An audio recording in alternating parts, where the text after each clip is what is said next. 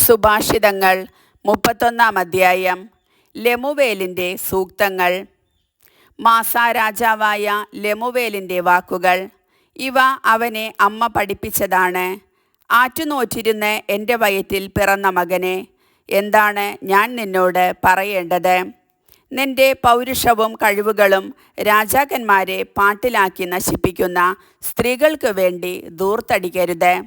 അല്ലയോ ലെമുവേൽ, വീഞ്ഞ് രാജാക്കന്മാർക്ക് ചേർന്നതല്ല. ലഹരി പാനീയങ്ങളിൽ ആസക്തി ഭരണാധിപന്മാർക്ക് ഉചിതമല്ല. മദ്യപിക്കുമ്പോൾ അവർ കൽപ്പനകൾ മറക്കുകയും കഷ്ടപ്പെടുന്നവരുടെ അവകാശങ്ങൾ അവഗണിക്കുകയും ചെയ്യും.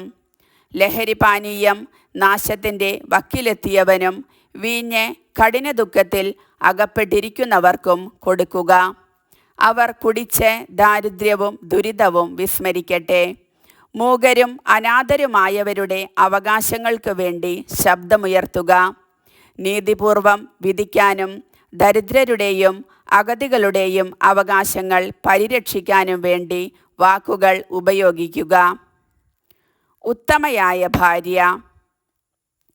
ഉത്തമയായ ഭാര്യയെ കണ്ടുപിടിക്കാൻ ആർക്കു കഴിയും?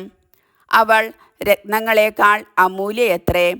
ഭർത്താവിൻ്റെ ഹൃദയം അവളിൽ വിശ്വാസം അർപ്പിക്കുന്നു. അവൻ്റെ നേട്ടങ്ങൾ വർദ്ധിക്കുകയും ചെയ്യുന്നു. അവൾ ആജീവനാന്തം ഭർത്താവിന് നന്മയല്ലാതെ ഉപദ്രവം ചെയ്യുന്നില്ല.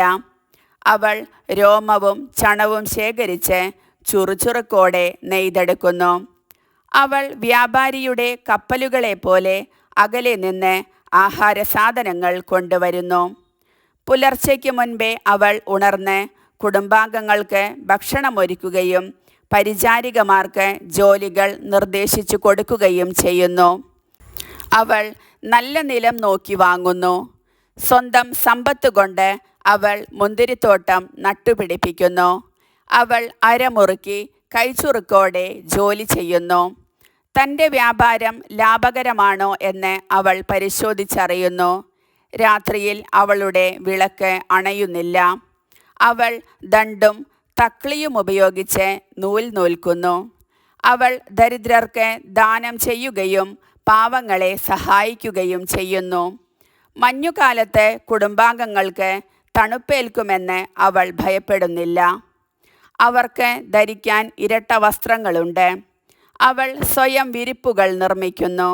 മൃദുലവും ധൂമ്രവർണവുമായ പട്ടുവസ്ത്രങ്ങളാണ് അവൾ ധരിക്കുന്നത്. ശ്രേഷ്ഠന്മാരോടൊപ്പം ഇരിക്കുമ്പോൾ നഗരകവാടത്തിൽ അവളുടെ ഭർത്താവ് ശ്രദ്ധേയനാകുന്നു. അവൾ ചണവസ്ത്രങ്ങളുണ്ടാക്കി വിൽക്കുകയും അരപ്പട്ടകൾ വ്യാപാരിക്ക് എത്തിച്ചു കൊടുക്കുകയും ചെയ്യുന്നു.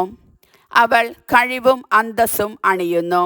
ഭാവിയെ നോക്കി പുഞ്ചിരിക്കുന്നു. അവൾ വായ് തുറന്നാൽ ജ്ഞാനമേ പുറത്തു വരൂ. ദയാമസൃണമായ ഉപദേശം അവളുടെ നാവിലുണ്ട്.